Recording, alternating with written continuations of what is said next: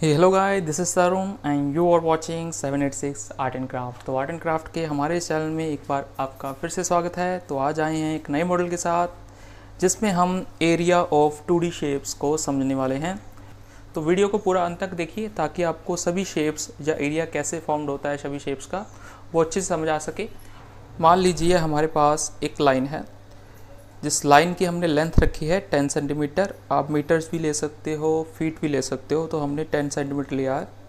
इन 10 centimetre या इस 10 centimetre line को अगर हम एक्सपेंड करें 10 सेंटीमीटर तक तो हमारे पास क्या शेप बनेगी देखिए।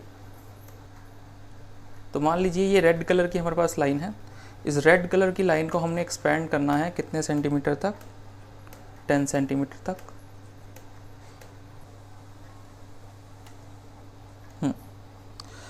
अब 10 सेंटीमीटर तक हमने इसको एक्सपेंड किया तो हमारे पास शेप क्या बनी देखिए। यहाँ पे भी 10 सेंटीमीटर है, 10 सेंटीमीटर है।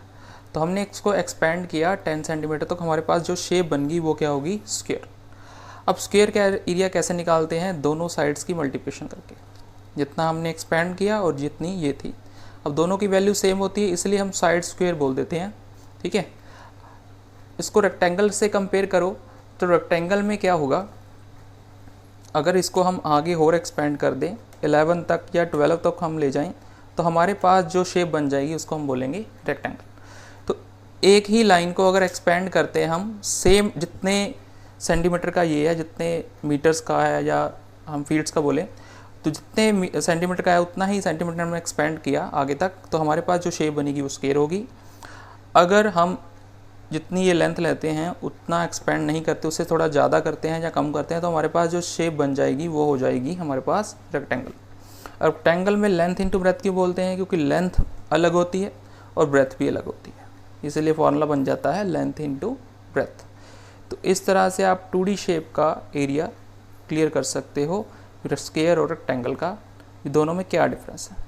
अब इसमें रेक्टेंगल में क्या होता है, ऑपोजिट साइड सेम होती है। ये 12 की है तो ये भी 12 की होगी, अगर ये 10 है तो ये भी 10 होगी। क्लियर है आपको। तो एरिया ऑफ स्क्वायर कैसे बनता है या एरिया ऑफ रेक्टेंगल कैसे बनता है वो इस मॉडल से आप समझा सकते हो। तो यहाँ पे हम एक डायगोनल ड्रॉ करें तो हमारे पास दो सिमिलर शेप बन गई जो है ट्रायंगल। इस ट्रायंगल का अगर हमने एरिया निकालना है तो हमने रेक्टेंगल के एरिया का क्या कर दिया, हाफ। तो अगर इसको हम हाफ से मल्टीप्लाई कर देंगे तो वो बन जाएगा एरिया ऑफ ट्रायंगल। बट यहाँ पे जो ट्रायंगल है वो है right angle triangle. Right angle triangle में जो परपेंडिकुलर होता है, ठीक है, वही उसका एल्टीट्यूड होता है या हाइट होती है। ठीक है, बट इन केस अगर एब्ट्यूज ट्रायंगल है या एक्यूट ट्रायंगल है, अगर हम एंगल के ऊपर बेस्ड कर रहे हैं बात, तो जैसे एब्ट्यूज ट्रायंगल हो गई, राइट एंगल ट्रायंगल होगी या एक्यूट ट्रायंगल होगी, वहाँ पे हम half into base into height ही लगाते हैं। इस केस में तो हाइट ये बन जाएगी। या हम अगर ऑब्ट्यूज ट्रायंगल लें तो ऑब्ट्यूज ट्रायंगल में हमें जो हाइट मिलेगी वो आउटसाइड द ट्रायंगल मिलेगी। वो कैसे मिलेगी या उसका एरिया कैसे बनेगा तो वो समझते हैं, क्योंकि सभी पे formula half into base into height ही लगाते हैं चाहे कोई भी हमारे पास ट्रायंगल हो।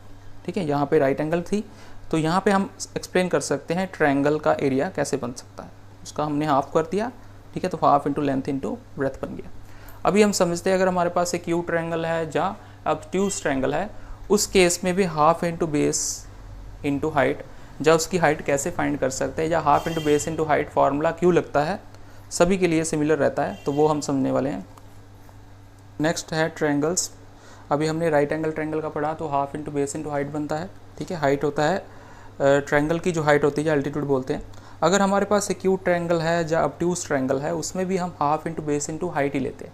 ठीक है, उसकी हाइट कैसे फाइंड करेंगे, तो हम पहले क्या करते हैं, कोई भी ट्रायंगल में एक बेस लेते हैं, ठीक है, जो सरफेस के साथ फ्लैट हो। जैसे मान लो ये हमारे पास एक ट्रायंगल है, इस ट्रायंगल को हम बेस के ऊपर रख के देखेंगे और बेस अगर उसके ऊपर फ्लैट हुआ, वहाँ पे उसका जो वर्टेक्स होगा कॉर्नर पॉइंट, वहाँ से एक परपेंडिकुलर हम ड्रॉ करेंगे तो वो हो जाएगी उसकी हाइट। जैसे मान लो ये एक्यूट ट्रायंगल है, ठीक है, तो यहाँ पे हम इसका बेस ये है हमारे पास, ये फ्लैट हो जाएगा सरफेस के साथ। तीनों साइड्स में देखेंगे कि कौन सा सरफेस फ्लैट है और मैक्सिमम हाइट किस में है।